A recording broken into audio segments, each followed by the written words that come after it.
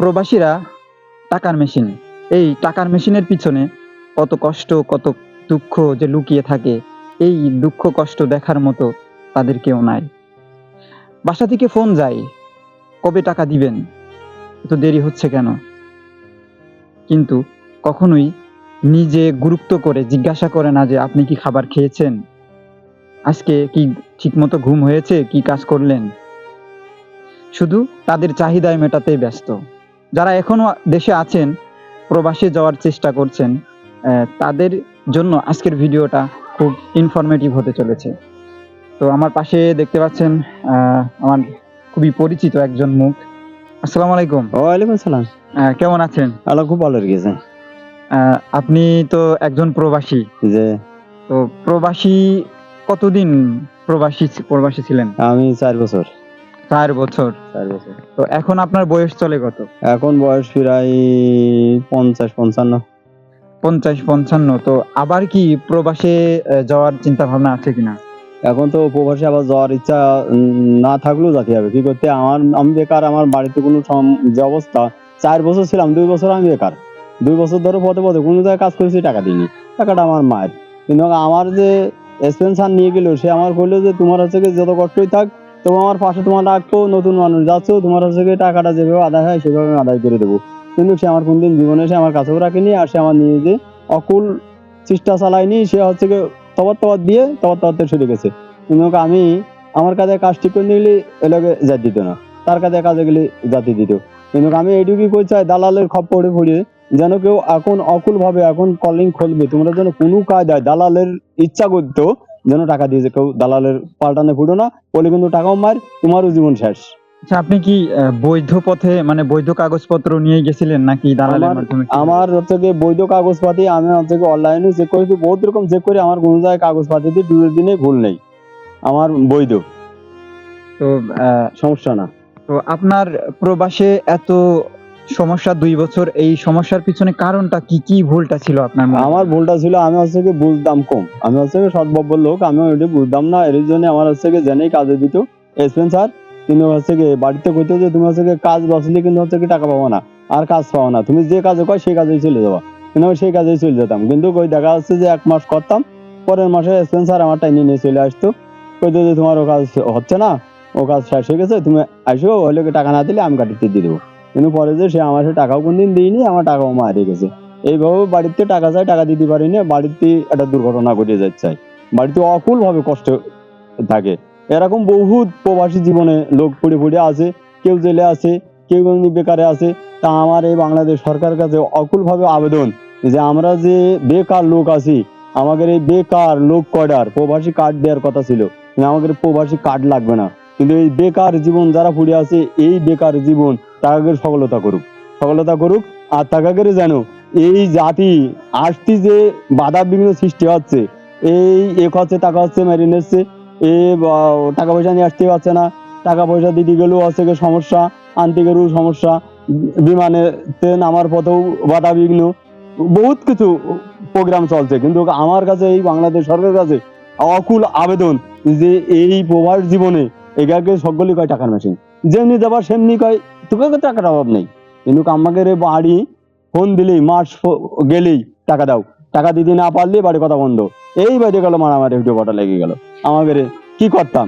প্রবাসে যাওয়ার আগে কি স্বপ্ন ছিল, আর প্রবাসে 4 বছর প্রবাস থেকে আসার পরে এখন কতটা বাস্তবায়ন করতে পেরেছেন? আমি প্রবাসী যাওয়ার সময় আমার খুব একটা স্বপ্ন ছিল যে যাই হোক কিছুটা যাই আছে কিছুটা এগিয়ে যাব, বেকার গরিব মানুষ যাচ্ছি, যদি কিছু করতে পারি বাল বাচ্চা নিয়ে খাবো, যাই হোক আনন্দ ফুর্তিতে দিন যাবে। কিন্তু দেখা যাচ্ছে যে আমি সে টাকাও যে টাকায় গিয়েছি আমি হয়তো সে টাকাটাই তুলতে পারিনি। আমার বেকার জীবন এমন কষ্টে যাচ্ছে আর এমন কষ্টে আছে যে সে কথা আর পেয়ে শেষ নেই। কিন্তু আমাদের বাংলাদেশ সরকার যদি আমাদের প্রবাসীর প্রতি একটু নজর রাখে, তাহলে আমাদের প্রবাসী জীবনে মোটামুটি যারা আছে বাকি জীবন থাকবে, একের কষ্টটা হয় না। কিন্তু আমাদের বাংলাদেশ প্রত্যেক জায়গায় দালাল মুক্ত করতে হবে। কাজেই ইন্ডিয়ার এম্বাসিতে গেলি এত দ্রুত কাজ করে, আর মনে হয় যেন সেই এক যুগের উলুস থুলুস লেগে যায়, তারা কাজ দ্রুত করে। কিন্তু আমাদের বাংলাদেশ এম্বাসিতে গেলি কি আইএসে এ টাকা থেকে নেই, গেলি কয় দাও 10,000 দাও, 15,000 দাও। এই দালালের খপ্পরে মোটামুটি দালাল এমনিতে নিয়ে যায়, সোজায় থাকতে দিতে চায় না। কিন্তু আমি আমাদের বাংলাদেশ সরকারের খুব আকুল আবেদন জানাই যে এই দালাল করা মুক্ত করুক। বাংলাদেশ এম্বাসি জেনে জেনে আছে, এম্বাসি কটা চেক দিক। হ্যাঁ, প্রবাসে যাওয়ার পরে সর্বপ্রথম কোন সমস্যার সম্মুখীনটা হয়েছিলেন? সর্বপ্রথম ধরো আমার স্পন্সর আমার কাজকর্ম দিতে পারেনি, আমি খুব কষ্ট করেছি, কাজকর্ম দিতে পারেনি। পরে যে নিজে ওই এদিকে পতাকা লাগাইতে পারে না, নিয়ে গেছে পতাকা লাগাই দেয় না, পতাকা না লাগালে তো আর কাজ করা যাবে না। প্লেন টিকিট দেখি আমরা কতদিন বেড়াবো। পরবর্তীতে দেখা যাচ্ছে আমার 6 মাস পরে কাগজপাতি লাগিয়ে দিলে তখন আমি হচ্ছে গিয়ে এই সমস্যার সমাধান হয়, তখন আমি একটু ঘুরে ঘুরে বেড়াতে পারি। বেরিয়ে দেখে শুনে কাজকর্ম করেছি, যাই হোক যাই 2 টাকা পাইছি। কিন্তু কথা সাপ্লাই কোম্পানিতে জীবনে জানো কোনো লোক না যায়। সাপ্লাই কোম্পানি গেলেই জীবনটা শেষ তার। সাপ্লাই কোম্পানি বলে জীবনে বেতন হবে না। 8 মাস 9 মাস পরে যে সাপ্লাই কোম্পানিতে বেতন রানিং হয়, তবে রানিং হলে ওই যে 8-9 মাস রাখে বেতন আটকিয়ে, ওই বেতন আর হবে না। আপনার থেকেও অনেক কষ্ট করেছে, এমন ঘটনার সাক্ষী কি হয়েছে? এরকম সাক্ষী তো হয়েছে, কতজন কাঁদছে, কতজন ভাত বগরে হামক আছে, ওই দেখা যাচ্ছে 2-5 টাকা দিয়ে ফলমূল কিনে দিয়েছি খাইয়েছে, আমার একটু চলেছে তা চলিনি। এরকম কত লোক আছে, শশা লোক আছে, কত লোক বিদেশে পড়ে আছে, বুঝেছো? এমন দৃশ্য দেখা যায় না। এই যে আমার সেদিনকে একটা অটো অ্যাক্সিডেন্ট করে তার পা ভেঙে গেছে। পা ভেঙে যে সে যে এখন বেকার পড়ে আছে, 600 রিয়াল লাগবে তার ট্রিটমেন্ট করতে। এই 600 রিয়াল সে গোছাতেও পারছে না, ট্রিটমেন্ট হতে পারছে না। তারপরেও তার থেকে দায়িত্ব বহন করবে কিনা, দায়িত্ব বহন করার মতো লোক নেই। কিন্তু সে এমন একটা বেকার লোক আর এমন একটা গরিব মানুষ, বাড়িতে যে 500 টাকা নিয়ে এসে খাবে এই সুযোগ নেই। এই যে আমরা আসার সময় আমি যখন আইছি বাংলাদেশে, তখন হচ্ছে আমরা সকলে বসে কবলা করে আছি যে বেশি কম এর হচ্ছে টাকা দিয়ে বাড়ি রাখা যাক আর না যাক, এই ট্রিটমেন্টটা করো, ট্রিটমেন্টটা চলছে। আপনি কোন দেশে ছিলেন? আমি সর্বপ্রথম ওমানে ছিলাম, মাছ কাটতে গেছি মোবাইলাতে আবার গেছি রুটি। আচ্ছা, এই যে এক দেশে তার এক দেশে কিভাবে পাড়ি দিলেন? এক দেশে পাড়ি দিতে হলে দালালের সাথে যাইতে হবে। পানি পথে দেখা যাচ্ছে যে ওই তেল কিনতে হবে, তেল কিনে দিতে হবে, তারপর টাকা দিতে হবে, টাকা দিয়ে তারপরে লোকে ট্রলারে যাইতে হবে, এইভাবে। আচ্ছা, তাছাড়া প্লেনে যাওয়ার কোনো সুযোগ? প্লেনের সুযোগ আছে, কিন্তু যদি যে মালিকের আন্ডারে যাবা ওই মালিক যদি তোমার সিগনেচার করে তাহলে হচ্ছে যেতে পারবা, তাছাড়া কোনো সুযোগ নেই। সেই যে এক দেশে আর এক দেশে পাড়ি দিলেন, এর পিছনের কারণটা কি? এই বিভিন্ন কারণ আমার এই জায়গাটা হলে টাকা পয়সা পাইনি, সুখ শান্তি ভালো না। এখন কি করবো, বাংলাদেশতে আইছি, বাংলাদেশে ব্যাগ গেলেও আমি যে দায় দিনা হয়েছি, ক্ষতিগ্রস্ত হয়ে গেছি। আমি তো বাড়ি গেলে এখন এরা তো চাপ দেবে, এখন এগের টাকাটা আমি কিভাবে দেবো? এই জন্য এখন জীবনের ময়া না করে ঝুঁকি দিয়ে চলে যাচ্ছি, পানি পথে চলে যাচ্ছি, তেল কিনে দিচ্ছি, তারপরে তোমার দালালের টাকা দিচ্ছি। যে দেখা যাচ্ছে যে এক এক জায়গা পার হচ্ছি, এক এক এরিয়া পার হচ্ছে তার দিচ্ছি, আর এক এরিয়া পার হচ্ছে তার দিচ্ছি, এভাবে চলে যাচ্ছি। এই যে আমরা বিভিন্ন নিউজে বিভিন্ন ভিডিওতে আমরা দেখতে পাই যে প্রবাসীদের জিম্মি করে বাসা থেকে টাকা আদায় করে, এত করে, জিম্মি তো করে। এই বিষয়টা আসলে আপনাদের দৃষ্টিতে কেমন? ঘটনা কি সত্যি কি? সত্যি ঘটনা। বাসাতে জিম্মি করে, তো জিম্মি করে ওরা টাকা নিয়ে আয়, না মারধর করে টাকা দেয়। ওই যারা আছে বোঝে কম, দেখা যাচ্ছে চলে গেছে একটু ঘুরছে, গপ করে একজন ধরে ফেললে, এদিকে শুনছে, এবার গেলে আটকে ফেল দিয়ে তার মারধর শুরু হবে, আর কবে টাকা নিয়ে আয়, টাকা লাগবে। আচ্ছা, এই যে এই ঘটনা কারা করে? যারা দালাল তারা করে নাকি? এগুলো করে দালালে, এগুলো আমাদের বাংলাদেশের দালালে করে। যারা লোক নিয়ে আসা করে এরা দালাল করে, এগুলো করে। দালাল কাজ দেয় না তো, দালালে লোক নেবে যখন তখন বহুত কিছু তোমার অজুহাত দেখাবে, দেখানোর পরে যে এরা যখন তোমার পৌঁছিয়ে নেবে না, তখন মোটামুটি অরিজিনাল যে নেবে ওই মুখ তলিয়ে যাবে, আর নতুন মুখ ভাইসে উঠে কবে যে টাকা নিয়ে আয়, তোর লাগাবো, টাকা নিয়ে আয়, এই নিয়ে আয়, তা নিয়ে আয়। যখন না আনতে পারবে তখন ওর ঘরের মধ্যে আটকে ধরবে, মাছ ধরবে, আর ওই ফোন দেবে আবার নিয়ে চলে যাবে, তারপর কারেন্ট শর্ট দেয়, তারপরও কারেন্ট শর্ট দেয়।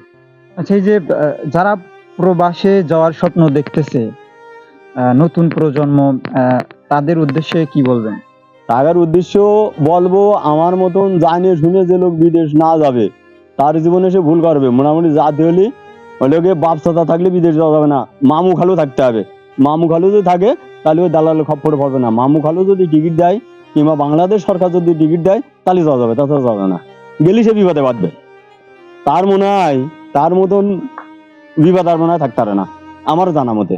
সেই যে আমরা দেখতে পারি যে যারা প্রবাসে থাকে আহ, তারা কিছু করতে না পারলেও একটা বাড়ি কিন্তু তারা দেখার মতো করতে পারে। তো আপনি 4 বছর বিদেশ থেকে আসার পরে কি কি করতে পেরেছেন? আমি কিচ্ছু করতে পারিনি। আমি ওই যে 2 বছর তো হাইটে বেড়াইছি, 2 বছর হাইটে বেড়াইছি। তারপর যে আমি 1 বছর পতাকা ছাড়া ছিলাম, 1 বছর কাগজপাতি ভিন থাকি। পরে যখন ওই দেশের সরকার ছাড় দিয়েছে যে তোমার পাসপোর্ট লাগবে না, নতুন পাসপোর্ট করার সুযোগ দিল।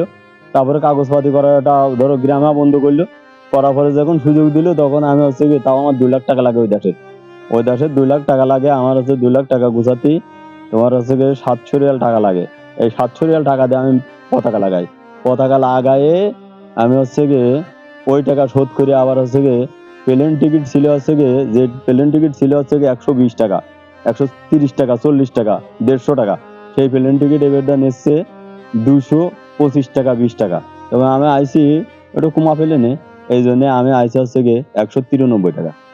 আচ্ছা, এই যে ঠিক মতো গত 2 বছরে ঠিক মতো টাকা দিতে পারেননি পরিবারে, তো পরিবার থেকে এমন একটা ঘটনার কথা বলবেন যে ঘটনাটা আপনাকে এখনো খুব কষ্ট দেয়। তাহলে ঘটনায় কষ্ট দেয় না, 2 বছর টাকা দিতে পারিনি, তাহলে আমার বাড়ি ফ্যামিলি কষ্ট আছে না। তারা ঠিক মতন খাতি পায়নি, তারা ঠিক মতন চলতে পারেনি টাকা করে। আমি এখনো তো ঠিক মতন 2 বছরের কদর এখনো যায়। ধরো এদিক 4 লাখ চলেই গেল, 4 লাখ চলে গেলে এখন কি ফ্যামিলি দেখে খাড়ায় দাঁড়াতে পারে নাকি? খাড়ায় দাঁড়াতে পারে না। ফ্যামিলির মনে তো কষ্ট, এই যে আইসি টাকার কষ্টের জন্যই তো আমি এখন মনের আগে আবার চলে যাচ্ছি, থাকছি না। কিছু করতে পারেননি। কিছু করতে পারিনি। কথাবার্তা করছে তারা, এত লোক লেগে থাইকেছে, অন্য রাষ্ট্রে আছে, তারা হচ্ছে গিয়ে করতে পারছে, তুমি করতে পারোনি, তাই তুমি বিদেশ গেছো। প্রবাসী জীবন কত কষ্টের তার কিছুই বাস্তব উদাহরণ শুনছিলাম। প্রবাসীরা রেমিটেন্স যোদ্ধা, টাকার মেশিন, কত রকম খ্যাতি তাদের শোনা যায়। কিন্তু এই প্রবাসী জীবনের পিছনে কত কষ্ট লুকিয়ে থাকে, এই কষ্ট দেখার মতো বাংলাদেশে সরকার কিংবা এম্বাসির কেউ এই কষ্ট দেখার মতো নাই। তো যেই কথা বলছিলেন যে দালালে ছেয়ে গেছে প্রবাসী যাওয়ার যে মাধ্যমটা, এই দালালগুলো যদি আমরা সরাতে পারি তাহলে কিন্তু আমরা প্রবাসী যারা আছে সহজে যেতে পারবে এবং ওখানে যে সুন্দরভাবে সুস্থভাবে কাজ করতে পারবে।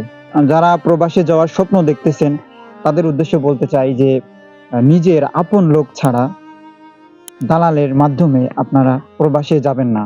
কারণ এই যে কষ্টের কথাগুলো শুনলেন, এই কষ্টগুলো আপনার জীবনেও বয়ে আনতে পারে মরণঘাতী কষ্ট। তো আজকের মতো এখানেই বিদায় নিব। দেখা হবে অন্য কোনো জায়গায় অন্য কোনো টপিক নিয়ে। ততক্ষণ ভালো থাকবেন, সুস্থ থাকবেন। আল্লাহ হাফেজ।